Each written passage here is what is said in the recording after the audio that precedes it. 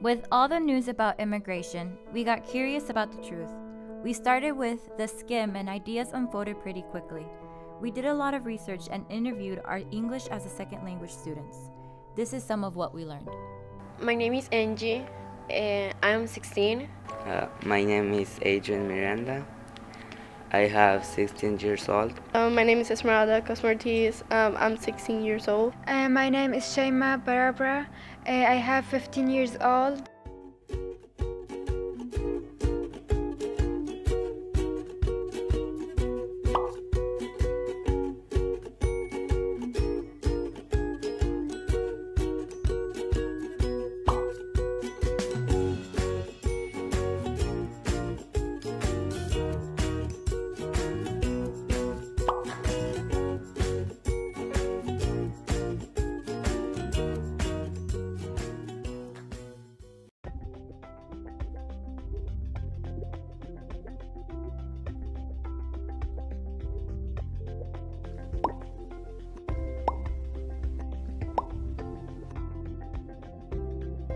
My construct when I living in US under President Trump is almost problem and policy. I distrust that he has put forward new tax rules and his paperwork to sponsor families to the US is very harsh and money for immigration has increased dramatically. President Trump is afraid of terrorism and wants to ban immigration. He thinks all immigrants are bad. I think these rules are racist. I know that not all immigrants are bad. Most bring many benefits to the country. Sometimes I feel a little afraid because it seems bad to put these rules on political asylums. I'm afraid that the president thinks all immigrants are bad criminals and drug dealers. President Trump is separating children from their parents. I only know that he wants to deport a lot of immigrant people, and I don't think that's right because he's not only gonna mess up the economy of the United States because there's a lot of immigrants in the United States that buy stuff, that works, and that's gonna affect the economy. And there's people like American people that get married with immigrants even though they don't have papers, and then when they're gonna get deported, they're just gonna split families, and there's gonna be a lot of sad stuff. With the current controversy surrounding President Trump's promises on immigration, it's important to understand what he's actually putting into effect. What do we know about what he's doing? We'll be covering these actions.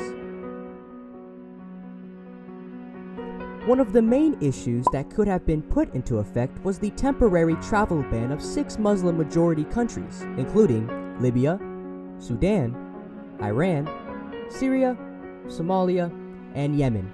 However, this ban was blocked by federal judges. Another ban could go to the refugees heading into the US. As vetting processes are being improved, again, there is currently no action being put into place for these two.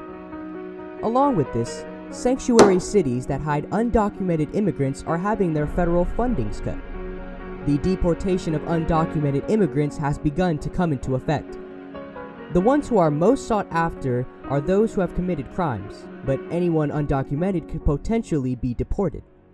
As for the wall Trump wants to build, we are unsure of its actual progress. Trump says we could begin construction within months, but this is uncertain. When I was 7 years old, I saw my first public execution. 진짜 힘들었었거든요. 그때 저희 마을에서도 3분의 2가 굶어서 죽었어요. Over 1 million North Koreans died of starvation in that time. And in 2003, when I was 13 years old, my father became one of them. Hung Seo-lee and many other North Korean defectors described their horrific experience as a North Korean citizen during the famine of the 1990s. Starvation and poverty often leads the bravest to defect, but escaping North Korea is only a small part of their struggle for freedom. What happens if they get caught after escaping? If they are sent back to North Korea, imprisonment, torture, and execution await them. On the other hand, If they are caught by human traffickers, which happens more often than people like to admit, they're often forced into prostitution or hard labor.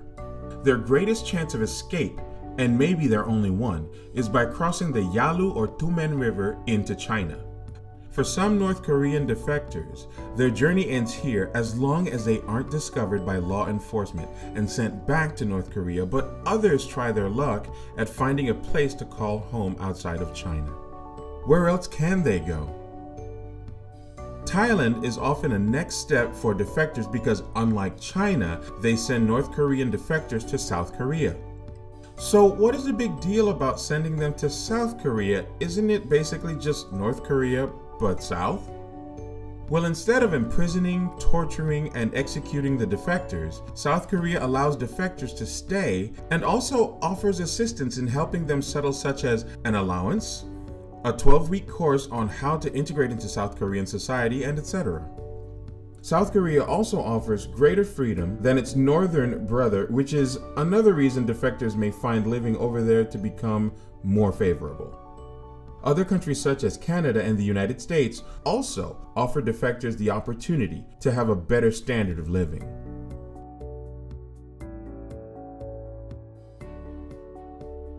I moved to America in June of 2015. I left San Marcos, Guatemala at 16 years old with my sister and a niece. There were 50 people and 5 pickup trucks.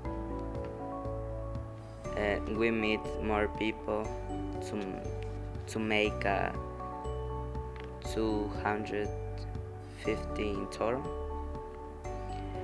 We went in buses through Mexico for 15 days. Sometimes we walk and had to change buses or ride in trucks. For a while, we went to Reynosa.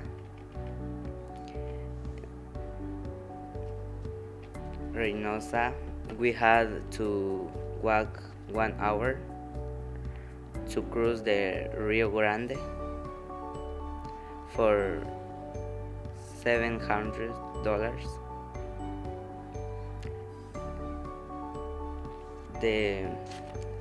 The price of the cost of my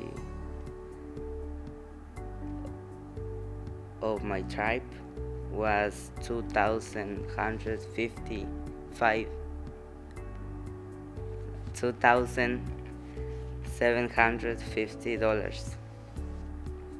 After I cruised, I was stopped by immigration and take to a home for teens alone called Southwest Key in San Antonio. My other sister came for us after 15 days. She brought us to Ambo, Texas. I came to the United States because my parents died, and I was very young, and I left that I could not get through without my parents. They always helped me, and they fought for me to continue studying and fulfill my dream of being a doctor or teacher. But unfortunately, they died, and I stayed alone with my sister. She has a husband and 3 children, but she could not take care of me. There are many concerns about immigration right now, and despite the pressing issues of what to do for the people wanting in, I began to think, what if I wanted out? What would it take for an American citizen to move to another country, regardless of motivation? I started with some simple searches. Which countries were the easiest to immigrate to? What made a person more likely to gain permission for residency? Firstly, English-speaking countries are rather high on the list.